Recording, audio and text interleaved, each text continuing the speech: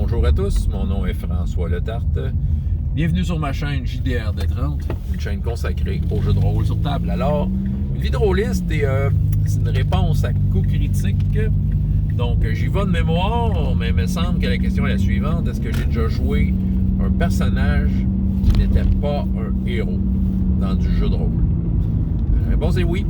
OK, donc peut-être juste se mettre en contexte. En tout cas, la vraie question va être écrite en bas. Si vous voulez y répondre de la façon que vous voulez, il n'y a pas de problème. Bon, c'est ça. Mais moi, je vais répondre à la question telle que je viens de vous la nommer là. Donc, c'est un héros. Mettons qu'on regarde c'est quoi un héros. Veut dire c'est quelqu'un qui fait face à la mort, qui a des capacités, qui s'élève au-dessus de la masse, puis qui fait des trucs extraordinaires. OK, bon. C'est un peu ça un héros. Là, on parle ici de jouer un personnage qui n'est pas ça. Qui est quelqu'un de normal, la vraie vie. Oui, j'en ai déjà joué. Bon, à la base, par contre, je suis pas tant attiré par les jeux de rôle qui simulent ça entièrement. T'sais, dans le sens... OK, je vais vous donner un exemple. Là. Le nom, je le connais pas, mais je sais qu'il existe, par exemple, un jeu dans lequel tu simules un divorce. Bon, OK. T'sais, ça m'intéresse pas tant que ça de jouer un divorce. T'sais, c'est ça, là. Je suis pas attiré par ça. Je sais qu'il existe ce genre de jeu-là. Ben, il y en a un, par contre, j'ai été juge au Jam Draconis l'année passée, puis le gagnant, c'est un jeu de la vraie vie, c'est une chicane de couple. Bon, ça revient un peu à l'autre jeu que je viens de vous nommer, là. Je me souviens plus non plus du jeu. Mais la mécanique m'intriguait, ne serait-ce que pour voir la mécanique, la dynamique que ça crée. Je serais curieux de le faire, mais est-ce que je suis abonné à la chicane de couple hebdomadaire? Non, pas du tout, c'est ça. Mais je serais curieux de l'essayer. Est-ce que ça va se faire un jour? Je ne sais pas. C'est pas dans mes priorités, là. Mais, tu sais, ça a quand même... Tu sais, ce jeu-là a gagné, puis avec raison, il avait de l'air vraiment bien fait. Tu sais, il semblait bien... Tu sais, il avait de l'air d'avoir un bon mix entre ce que ça propose, une chicane de couple, et une mécanique de jeu, tu sais, qui collait avec. Fait que jusque-là, ça peut peut-être être intéressant, mais c'est ça, je suis pas abonné à ça. Il y a juste un jeu, en fait, que j'ai dans ma collection qui simule de la vraie vie, si on veut, des pas-héros, des gens qui ne sont pas des héros, et c'est Pack Horse Library, dont je vous parle une fois de temps en temps. Petit scoop, je le présente à Draconis 2023 du printemps en virtuel. Donc, c'est ça. Je vais en parler bientôt parce que justement, ouais, Draconis est de retour. Puis je vais sûrement faire une vidéo qui en parle, puis c'est sûr, je vais pouvoir parler de mes projets là, tout en même temps. Puis Pack Horse Library en fait partie. Ouais, Pack Horse Library, qu'est-ce que ça représente? C'est une période historique dans le Kentucky aux États-Unis, fin des années 20 et années 30. Il y avait une équipe de bibliothécaires à cheval, des madames qui devaient s'acheter leur propre cheval, puis qui organisaient leur propre livre. Des petites madames qui partaient là, dans des contrées sauvages du Kentucky, aller dans des municipalités qui étaient éloignées, qui étaient un peu coupées du reste du monde, pour aller leur porter la littératie, des choses qu'ils n'avaient pas accès. Fait que, il peut se passer plein d'affaires. La vraie vie raconte des anecdotes de plein de choses, mais à quel point que ces gens-là faisaient le bien. Mais c'était pas des héros, c'était pas des héroïnes. C'était des madames qui en fait se dépassaient. Ils devenaient des gens importants. Ils gagnaient en importance dans leur communauté, parce qu'ils faisaient un travail incroyable.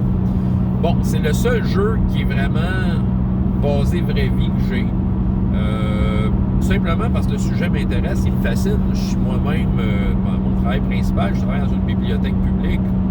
J'aime mon travail. Fait que, je suis vraiment porté par la mission d'où est-ce que je travaille, c'est-à-dire de rendre accessible toutes ces connaissances-là dans des livres de façon gratuite à des gens. C'est sûr que moi, ça me fascine ces histoires-là, de savoir qu'un jeu de rôle de ça, je serais curieux. Est-ce que ça va être bon? Est-ce que ça va être pas bon? Je ne sais pas. Là, commencez pas à faire des paris. Je parie un vin pour François que c'est pourri. Non, laissez-moi faire ça, là. Regarde, je pense que ce jeu-là peut quand même avoir un potentiel. Et c'est pour ça que j'ai envie de l'essayer. Fait qu'on va voir. Je vais vous en parler après de toute façon. Mais ouais, ça, c'est le jeu de la vraie vie que j'ai. Ouais. Sinon, ce que j'aime, c'est des jeux de rôle dans lesquels tu joues quelqu'un qui n'est pas un héros, mais qui est confronté à des trucs qui vont le dépasser. C'est ça, des phénomènes surnaturels, des monstres. C'est du monde qui était dans une vie normale et qui se retrouve dans un univers où les choses, là, il se fait dépasser, c'est ça. Ouais, ça, ben, tu sais, pensez, là, dans le cinéma, pensez à Ripley dans Alien. T'sais, Ripley, c'est vraiment l'archétype de ça. C'est une madame qui travaille dans un vaisseau spatial, puis elle se retrouve à confronter tout seul, finalement, un extraterrestre qui tue tout son équipage, le restant de ses coéquipiers. Fait qu'elle devient une héroïne malgré elle. Et le malgré elle, comment je pourrais dire, il continue par la suite parce que dans les autres films, elle réapparaît, puis elle veut pas jouer, ça ne tente pas d'être un héros. C'est ça. Elle veut juste qu'on la laisse tranquille. Fait que c'est ça, tu sais, c'est vraiment ce genre de personnage-là. Ben, il y a des jeux, tu sais, j'ai joué avec l'appel de Cthulhu. Tu sais, je pense que l'appel de Cthulhu nous présente à la base des gens bien normaux, tu sais, qui sont justement confrontés à du surnaturel. Ils sont tellement normaux qu'ils meurent facilement. Parce que justement, les histoires inimaginables avec des monstres indescriptibles qu'ils rencontrent, ben c'est ça, c'est super dangereux. Là. C'est ça, tu sais, c'est ce même monstre-là dans Donjons et Dragons avec un personnage standard, ben ils peuvent le battre, tandis que dans Call of Cthulhu, boy, t'es mieux de courir vite. Fait que c'est ça.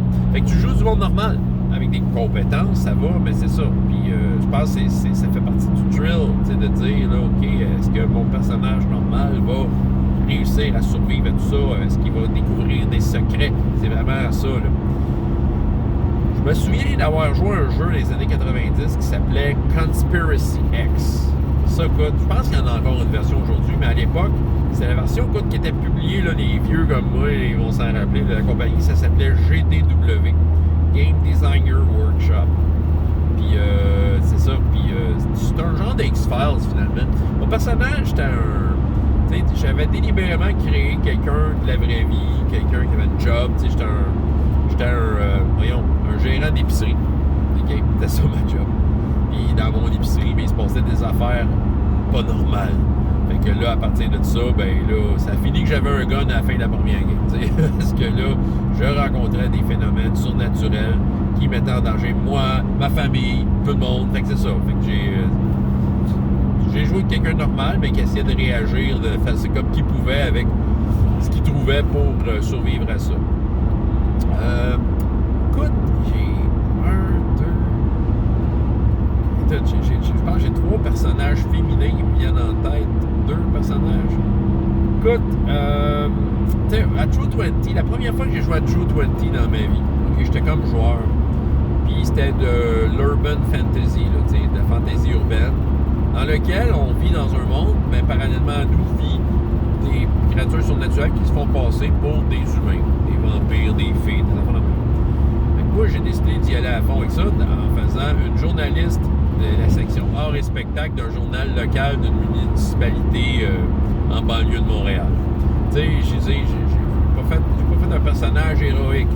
Ouais, son sport préféré, c'était le tir à l'arc. Je m'étais bagué, parce que je savais que ça allait barder. Faut dire que le jeu nous enseigne quelque chose, True 20, il y a ça là, qui arrive. À True 20, tu restes pas banal longtemps. Là. Quand tu commences à monter de niveau, tu commences à gagner des capacités.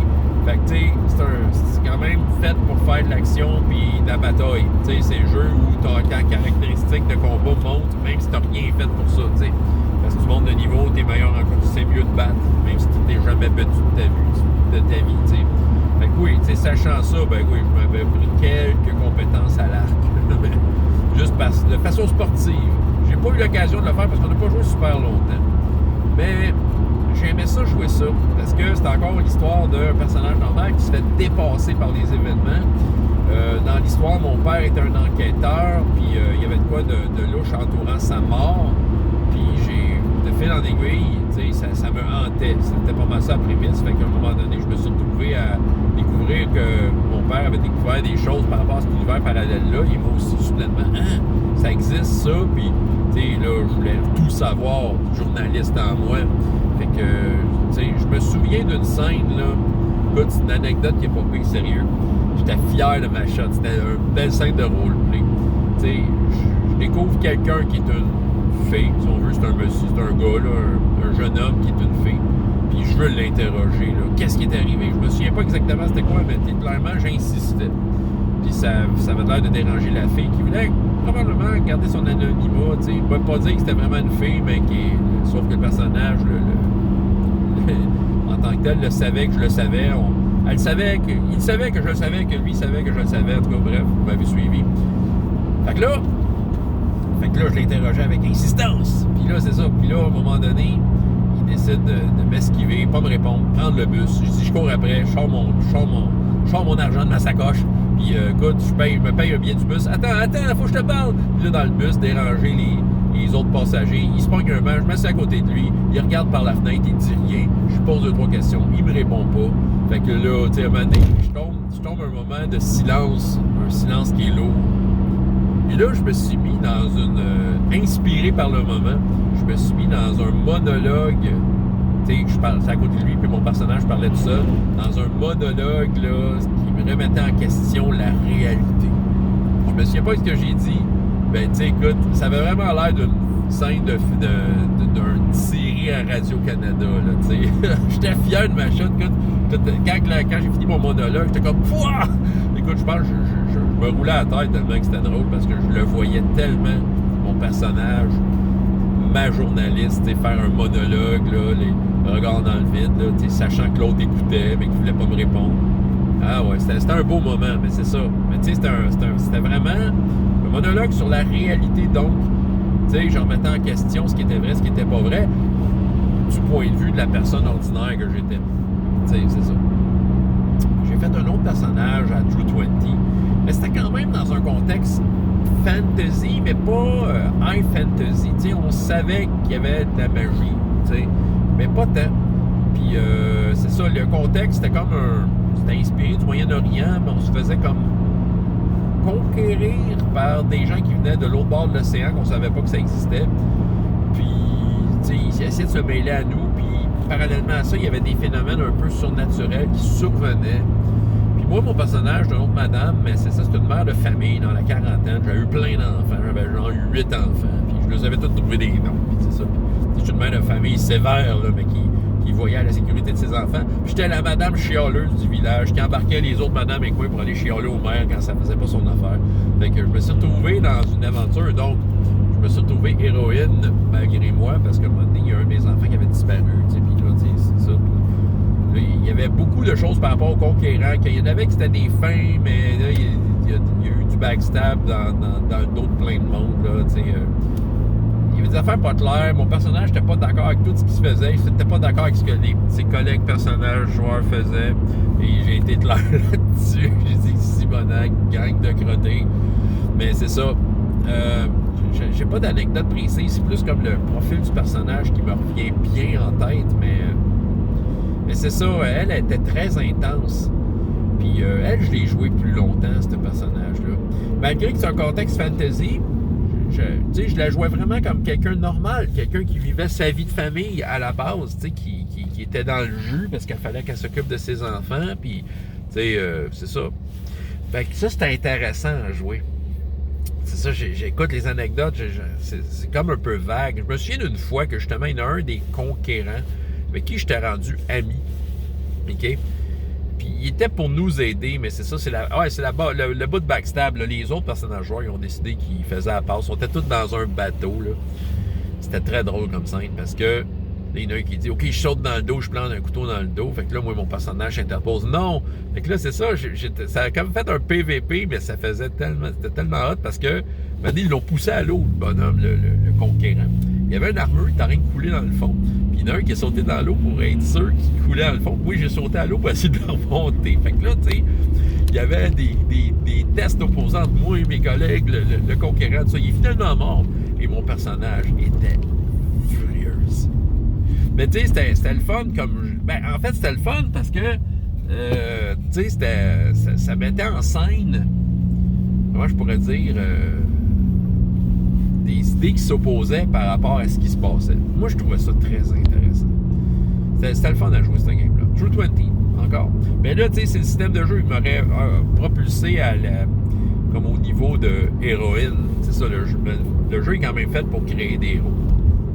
Un autre personnage, écoute, je vous parle de plein de filles que j'ai joué. Pas de jouer tant que ça des personnages féminins, puis ça donne de même. Puis c'était dans un western. OK? qui jouait une chanteuse de saloon qui venait de l'Angleterre, puis que dans sa folle jeunesse, elle s'est payé un billet de bateau pour aller conquérir l'Ouest, puis s'apercevoir que le Far West était plus rough qu'elle pensait, puis que son salaud n'a pas au feu. Bon. Par contre, lui, on dirait que j'avais de la misère à faire le côté réalité. C'était quand même quelqu'un du monde normal, mais on dirait que le western, il y a quelque chose d'un peu, comment je pourrais dire, qui frappe l'imaginaire. Ce qui fait que, tu sais, j'avais de la misère à la voir comme seulement comme quelqu'un de normal. J'avais vraiment l'impression de jouer un personnage de film. C'était ça. C'était ça l'affaire. Fait que, oui, c'était pas une héroïne parce qu'elle avait pas de super capacité, tout ça, mais c'était quelqu'un de comme sorti d'un film. C'est un peu de même que je le voyais. Puis je peux peut-être faire un lien avec Brain Soda. Je vous parle de Brain Soda parce que mon fils nous fait jouer à ça, qui simule des films d'horreur de série B. C'est un peu la même affaire. Là. On crée des personnages normaux, mais ils sont anormaux parce qu'ils se comportent comme des personnages de film. C'est ça. T'sais. Fait que, c'est comme un normal, mais qui est pas fait pour l'être. Donc, t'es pas un héros, mais t'es pas quelqu'un de la vie normale. En tout cas, bref, je pense que j'ai fait le tour de tout ce que j'avais à vous dire là-dessus. C'était ça, fait que François Letarte de JDR des 30. Et jusqu'à la prochaine fois, il y a autant de plaisir dans la vie que dans les jeux. Au revoir.